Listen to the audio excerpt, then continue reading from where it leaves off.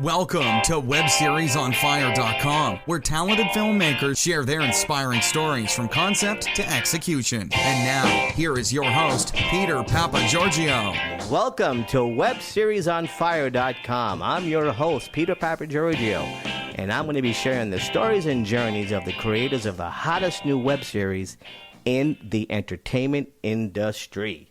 My guest today is a director, an actress, and a writer. And her name is Lisa Ebersole, and she's got a fantastic web series called 37 Problems. Lisa, are you ready to ignite the entertainment industry with your web series? I am. Lisa, you want to give the audience kind of a quick, glimpse of your personal life? Where'd you grow up? Where'd you go to school? Sure, yeah. I grew up in Washington, D.C., so I'm an East Coast girl, and lived in New York for a long time. I went to NYU for undergrad, and then I came out to UCLA to get my master's degree in screenwriting. Okay. And the web series, sorry, go ahead. What did you study at NYU? What did you graduate with? Oh, photography. Oh, okay, I majored in photography, yeah. That cost you a lot of money, didn't it? Yes, it did. And how long did you live in New York for? I lived there for 13 years. Where? Because I grew up in New York, so. In the Lower East Side, East Village. Ah, okay. When did you leave New York?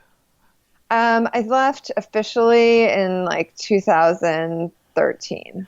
Okay.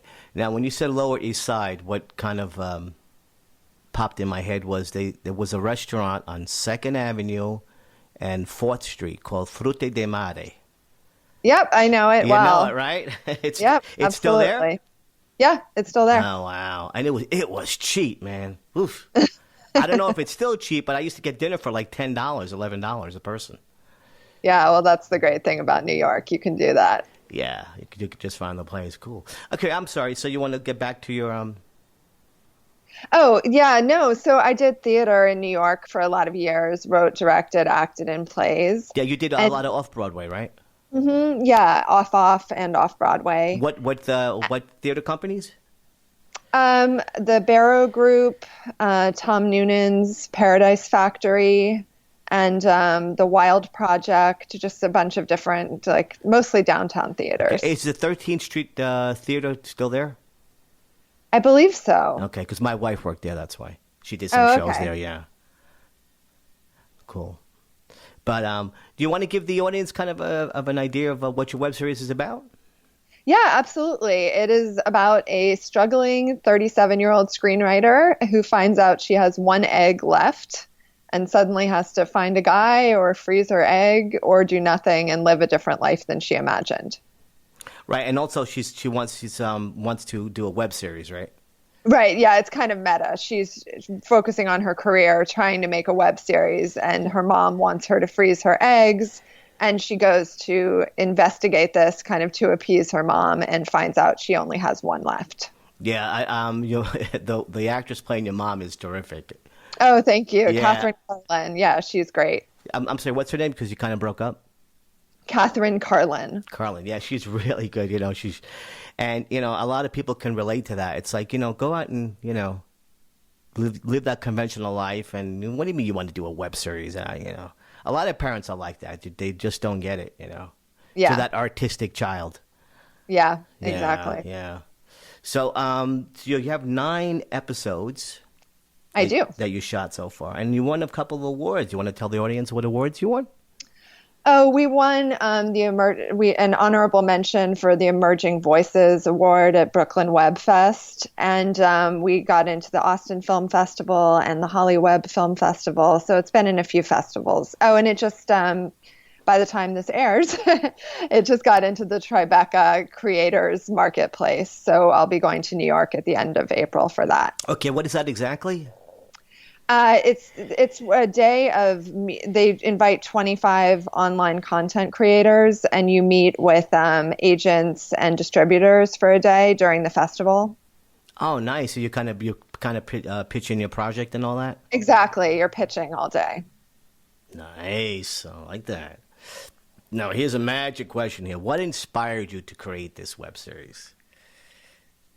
It's pretty simple. I just didn't see any of the experiences of the women that I know reflected on film or on TV, like women in their late 30s who are coming up against this fertility deadline but haven't figured out their life yet and are struggling to do that. But yet biology is catching up and you're having to make decisions that are going to impact, the rest of your life. So I just didn't see anything that was addressing that. And I had two friends who froze their eggs, and one really? had, yeah. And one had a very successful experience where she got a bunch of eggs and they're in a freezer in Van Nuys somewhere. In Van Nuys, okay. Yeah, I don't know why Van Nuys, but yes. Maybe it's a cheap place to keep your eggs. Yeah, probably. And the other one found out that she was basically infertile. So that's what inspired me to make the sort of hook of the web series, this one egg concept, and what you would do if you discovered that. In regards to the 37 problems, where'd you get that kind of like, what made you pick that number? Well, the character's 37 years old. Oh, okay. I get it. So it's 37 problems. Okay. Yeah, exactly. Okay, cool. Now, in regards to the music. Yes. When I watched the first episode, it's that first track, I mean, it had the feeling of Talking Heads. Oh, really? Yeah. And I love the Talking Heads. It's like, wow, this sounds like it could be a Talking Head song. And then the music, I know you had a lot of people doing different music, right? I did, yeah. Yeah, and it really adds to it, and it really captures the whole feel of the series. Yeah, we had, it wasn't actually that many people. We had, that opening song is by Lux Perpetua, which is like indie rock band that I heard online ages ago in like 2006 and just loved. So I contacted him. And then there's another artist, Justin Potts, who did the majority of the music. And he was the same thing. I had heard his music back in 2006, contacted him, and he was really excited about the idea of like having a lot of his songs in the series. So we kind of went with that. I'm sure a lot of people were open to it. It's like, yeah, you want to use my song, please. Yeah. What was your concept to creation? Did you start like writing notes down? Did you have a workshop? Yeah, for about 3 months, I just journaled every day for about 20 minutes, just writing, sometimes dialogue, sometimes just what was going on in my head, sometimes scenes, just anything that kind of related to this concept. And at the end of 3 months, I went through the journals and just circled everything that was either related to fertility, was particularly funny, was related to, being something seminal about being my age. And I put all of that on a whiteboard and just started to figure out like, okay, which of these topics go together? How can I start to shape this? So it was a really organic process. Right. And yeah, so you have 9 episodes and all that. Are you planning on doing a second season or? I would love to. Yeah. I mean, we just released the first 9 about 3 weeks ago. So I'm looking forward to, people's response and hopefully getting some press coverage. And we would love to do I found you. Season. Yeah, you found me. How did you find us? Just I just Googled. Okay. And I just I just typed in like web series. And there's a lot of websites now are saying, like these are the top 10 web series you have to watch, or top 5 or top 25. So I don't really remember exactly, but it was one of those websites and all that. Gotcha. Yeah. Did you well, you said once did you workshop it once you got things down? I mean, did you workshop with the actors? We did a reading it took me about 9 months to write it, to get it to where I wanted it to be, where I felt like, okay, this is pretty close. And so I had written out all 9 episodes. And it was actually 10 episodes. We ended up combining 2 of them in editing. But I did a reading and, invited people to come and give feedback. And after that reading, I workshopped it a little bit with some of the actors. That wound up being in it, you mean? Yeah, exactly. And then that was pretty, but what we read at the reading was pretty close to what we shot. I didn't change a whole lot. Oh, nice. Okay, good. Did you have any obstacles when you had to overcome in shooting? Did you like lose any locations? Did you get chased by the Yeah. police? Things like that. Any funny stories? Well, I got evicted from my apartment for doing Airbnb while right before we were supposed to be shooting in my apartment. So that was a definite obstacle. I ended up Wow. getting a lawyer and shooting there anyway. So you, But oh it my was God, a stressful wow. couple of weeks. So you got evicted from shooting in your apartment. So you got evicted. So you lost your own location and your home. Yeah.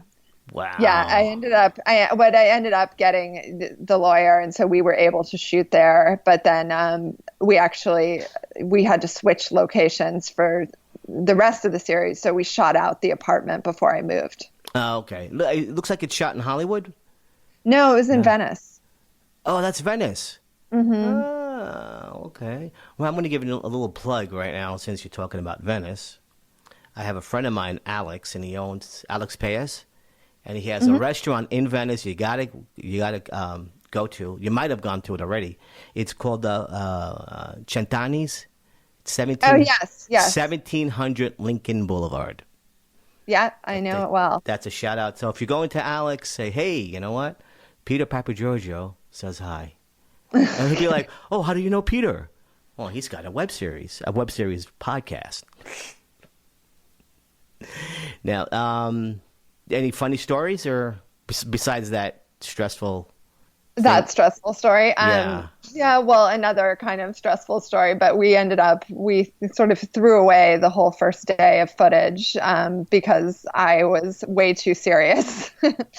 I was acting in a very serious drama, and if you watch this, you'll see that it's a comedy. It's a comedy, So, yeah. Well, yeah. the thing is, since you're the creator of this web series and producer and all that, there's a lot of stress on you to do everything. Because my wife did a web series too, the same thing in regards to, and it's a lot. It's like you have to know your lines and you have to work with the director and everybody else, and you're wearing a lot of hats at the same time while you have to worry about performing. Yeah. Yeah. Yeah. What kind of camera did you use? We used two different cameras, actually. For the first 3 episodes, we used the 5D because that was the camera my DP had. Love that and camera. Then it was great. And then we switched DPs, and she actually had an older camera, the T2i. So we used that for the remaining episodes. But they mix together pretty well. It's funny. It's as much as I love the 5D, I have to say, when you're looking at it on a small screen, there's really not that much of a difference. You know what? I didn't notice it. Yeah. Did you? I'm sure you had a sound guy and everything, right? Yes. Yeah. We had sound people. Cool. What's your next plan now in regards to this? My plan is to, get it out there as much as possible. I'd like to turn it into a half-hour TV series. So I'm working on a pilot that's based on it. And I'd like to find somebody to give me money for season 2. Are you planning on doing like a Kickstarter kind of thing or Indiegogo? We did Seed and Spark actually for the first season, so I would definitely do that again. I had a really good experience working with them, and they're a curated platform that's just for film. Seed and Spark. Okay, I haven't really heard about it. Does it work in because you know how Indiegogo, whatever you make is yours, but Kickstarter you have to hit that goal. Yeah, Seed and Spark is interesting. They have a green light number, which is 80% of your goal. So if you hit 80%, then you get the green light and you're going to get the money. If you don't get to 80%, you don't get the money. And do they take a fee out? I'm sure they do. They do, but it's a lot less than Kickstarter and Indiegogo. I definitely, if you're doing film, I recommend checking them out. Nice. Okay, cool. Now, as we wrap up, do you want to give your contact information to the audience? Sure. The web series is online at 37problems.com, just 37problems.com. I'm on Twitter at Lisa Ebersole, my first and last name, and I'm on Facebook at Lisa.Ebersole. Cool. One thing I forgot to ask you. Is there any advice you can give out to the audience in regards, someone who's listening to this podcast? You say, hey, you know what? I want to make a web series. Can you give them an advice, what things not to do? Not to do? Yeah. Let's think. Well, I would say, let me start with what to do. I would spend time on the script. I think a lot of web series sort of do the scripts on the fly, and they don't give the story the time it needs beforehand to fully develop. So I would say spend your time on the script. Don't rush into production. When you do get into production, just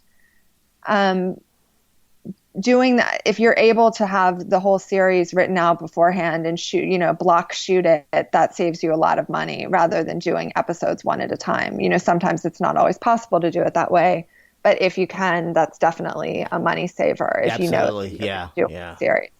That's so cool. All right, great. Well, thank you, Lisa, for being on the show. Of course. Thank you so much. Take care. Okay. Bye. Well, that wraps up webseriesonfire.com. If you would like to be a guest on the show, please email me at webseriesonfire@gmail.com. Please like us on Facebook and subscribe to our podcast on iTunes. Thank you. Thanks so much for listening to webseriesonfire.com with your host, Peter Papagiorgio. We'll catch you next time.